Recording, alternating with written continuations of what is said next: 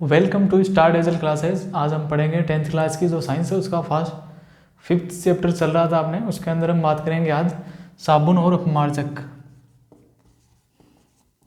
हम बात करने जा रहे हैं साबुन और अपमार्जकों के बारे में। साबुन हम दैनिक जीवन में उपयोग करते हैं और पढ़ने के लिए आपको सबसे पहले चाहिए कि आपका फोकस यहाँ पे होना चाहिए। फोकस के लिए क्या चाहिए? फोकस प्राप्त करने के लिए आपको पहला तो है कि जो भी आदतें आप जीवन में बड़े हुए हो उनको लेके उनको रोज़ करना चाहिए। जैसे एग्ज़ाम टाइम आ रहा है अभी, उसके अंदर आप खेलना कूदना सब कुछ बंद करने वाले हो, सब आपके घर वाले भी ऐसा नहीं करने देंगे। उससे आपको डीफोकस नहीं हो पाओगे फिर, क्योंकि जिस प्रकार एक पानी के गिलास में भरे हुए पानी के गिलास में उसको खाली किए बिना उसमें पानी वापस नहीं डाल सकते, उसी प्रकार डीफोकस हुए बिना फोकस नहीं प्राप्त किया जा सकता। इसलिए आपको फोकस प्राप्त करने के लिए यहाँ पे आना होगा। उसके लिए आपको जैसे अपना जो शरीर है उसका जो मूल तत्व है उसके अग्नि, वायु, जल, आकाश, मिट्टी और इन सब के स्पर्श में हम रहेंगे तो हम डीफोकस हो सकते हैं।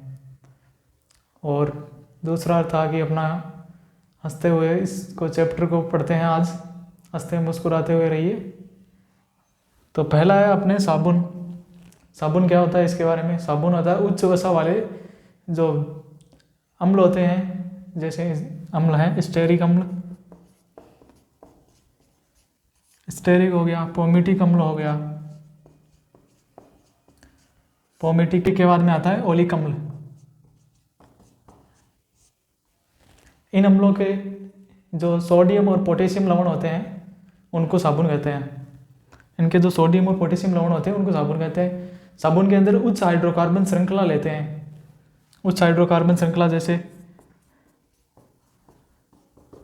बड़ी श्रृंखला लेते हैं। इसका क्या कारण है कि बड़ी श्रृंखला लेते हैं?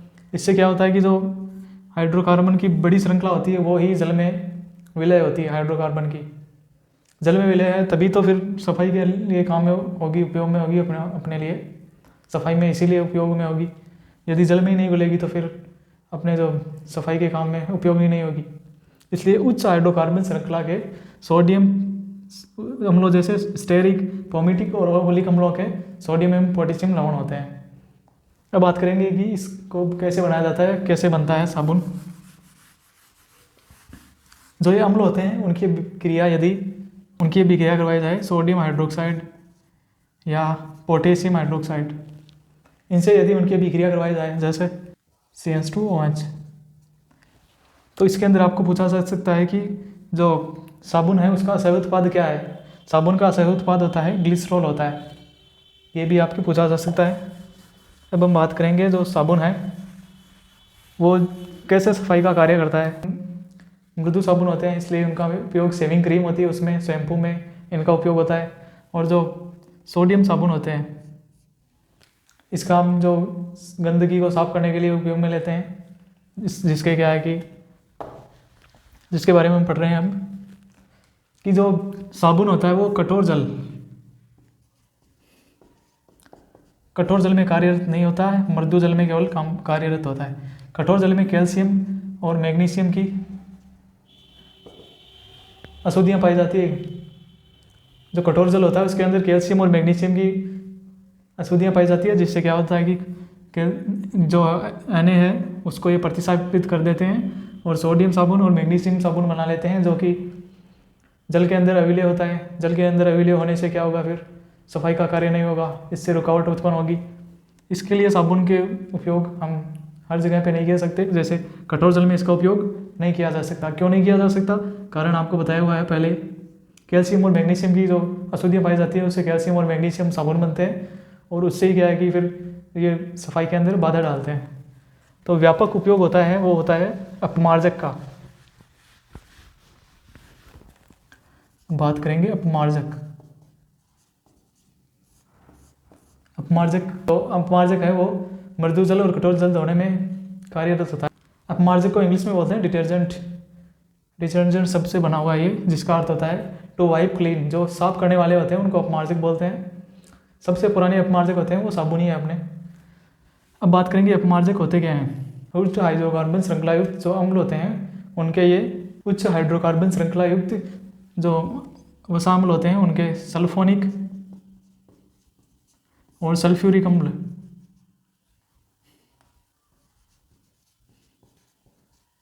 सल्फोनिक और सल्फ्यूरिक जो उत्पाद होते हैं, जो लवण होते हैं, वो अपमार्जक होते हैं। साबुन में क्या था, सोडियम और पोटेशियम लवण होते हैं, इसमें सल्फोनिक और सल्फ्यूरिक लवण होते हैं, वो क्या होते हैं, अपमार्जक के अंदर होते हैं, सल्फेट बना लेते हैं। अब बात करेंगे कि जो अपमार्जक है वो कठोर जल में भी कार्यरत कैसे होते हैं। कठोर जल के अंदर कैल्शियम और मैग्नीशियम की अशुद्धियाँ पाई जाती है, जिससे कैल्शियम सल्फेट और मैग्नीशियम सल्फेट बनता है, जो दोनों ही क्या है कि कोई भी बाधा नहीं डालते हैं, क्योंकि उनमें तो कैल्शियम सल्फेट नहीं बन रहा था और ही उत्पाद बन रहा था, कैल्शियम के लवण बन रहे थे और मैग्नीशियम के लवण बन रहे थे। वो क्या है कि जल में अविलय थे, ये जल में विलय होते हैं और सफाई के अंदर कोई भी बाधा नहीं डालते। अब हम बात करेंगे कि अपमार्जक है, धनायनिक अपमार्जक होते हैं, उनका उपयोग गैस कंडीशनर में, सर्जिकल औजारों को साफ करने में भी इनका उपयोग होता है, धनायनिक जो होते हैं। और ऋणायनिक का उपयोग होता है जैसे दंत मंजन में और जो अपने सर्फ होती है उसमें। और इसका जो अनायनिक होता है, जिसमें न्यूट्रॉन जो उदासीन होता है, उसके अंदर क्या होता है कि उस अपमार्जक का उपयोग होता है केवल अपने जो बर्तन धोने के साबुन होते हैं उनमें द्रव में के रूप में हम उपयोग करते हैं, और जो साबुन भी बनती है उसके अंदर अनायनिक अपमार्जक का उपयोग होता है। अब हम बात करेंगे कि मिशेल अणु क्या होता है, कैसे बनता है। तो स्टेरिक, सोडियम स्टेरिक होता है, उसका सूत्र है C17H35 COO Na। जब इसका आयनन करवाते हैं, आयनन जब ये टुकड़ों में बढ़ता है, जल के अंदर डालने पे आयनित होता है, तो उसमें बनता है C17H35 COO माइनस का एक तो ये बन जाता है और एक बन जाता है Na+। ये दोनों दो भागों में बढ़ जाते हैं। इसके अंदर मिशेल के अंदर जो संरचना होती है उसके बारे में हम बात करेंगे अब, जिसमें एक तो होता है हाइड्रोकार्बन भाग, इधर वाला तो हाइड्रोकार्बन भाग, हाइड्रोकार्बन भाग होता है, और एक दूसरा होता है जिसको ऋणात्मक भाग बोलते हैं, उसमें होता है COO-, ध्रुवीय भाग। इसमें ध्रुवीय भाग होता है एक, और एक होता है हाइड्रोकार्बन भाग। ये होता है जल विरोधी होता है और ये होता है जल स्नेही। अब हम बात करेंगे कि मिशेल कैसे बनता है। जब इसका आयनन करवा दिया जाए तो अपने पास जो बनता है वो बनता है C17 सोडियम स्टेरिक अम्ल का जो साबुन होता है उसका नाम है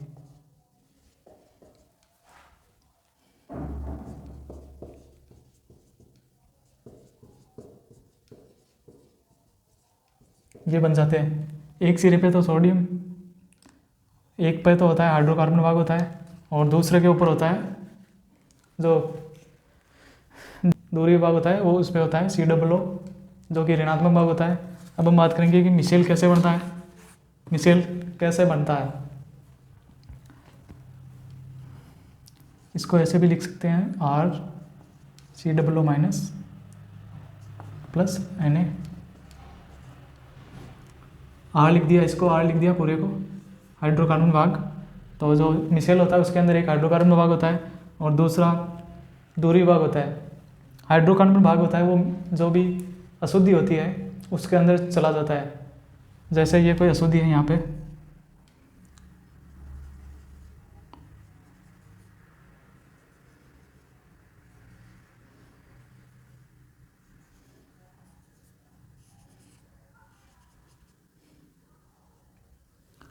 इसके अंदर यहाँ पे जो दूरी विभाग बाहर की ओर होता है, जो जल से नहीं होता है, ये तो जल से नहीं होता है, और ये जल विरोधी भाग जो भी अशुद्धि होती है उसके अंदर जल विरोधी भाग होता है, वो पॉजिटिव चार्ज का होता है। क्यों होता है, कारण क्या है, इसका ये कारण है कि जो अशुद्धियाँ होती है वो माइनस चार्ज की होती है। जो भी अशुद्धियाँ होती है, मैल होता है, चिकनाई होती है, तेली पदार्थ होते हैं, वो उसमें माइनस होता है सब में, तो माइनस प्लस को आकर्षित करेगा, सबको ये पता है। और मिशेल के अंदर क्या है कि जो ये माइनस वाले भाग हैं ये जल की तरफ, यहाँ पे जल है पूरे चारों ओर। अब ये तो हाइड्रोकार्बन भाग ये तो अंदर की तरफ हो गया, ये ध्रुवीय भाग बाहर की तरफ। जब इसको हम किसी भी कपड़े की गंदगी लगी हुई हो उसके ऊपर साबुन लगाते हैं, फिर पानी में डालते हैं, फिर वापस निकालते हैं। तो वापस पानी में नहीं डालेंगे तब तो ये क्या है कि जल की ओर आकर्षित हो जाएगी। इसे उखाड़ के जो भी कपड़ा होता है उसे खींच के अलग कर देती है, जिससे कि क्या है कि अपना कपड़ा स्वच्छ हो जाता है। ऐसे मिसेल बना के ये काम करते हैं। अब हमारे जो टॉपिक रह गया था उसमें था कि मिसेल क्या होता है। जो ये संरचना बनती है, हाइड्रोकार्बन वाहक अंदर की तरफ चला जाता है, जो भी वो होती है अशुद्धि उसके अंदर, और दूरी वाहक बाहर की तरफ होता है। इस स्थिति को मिसेल कहते हैं।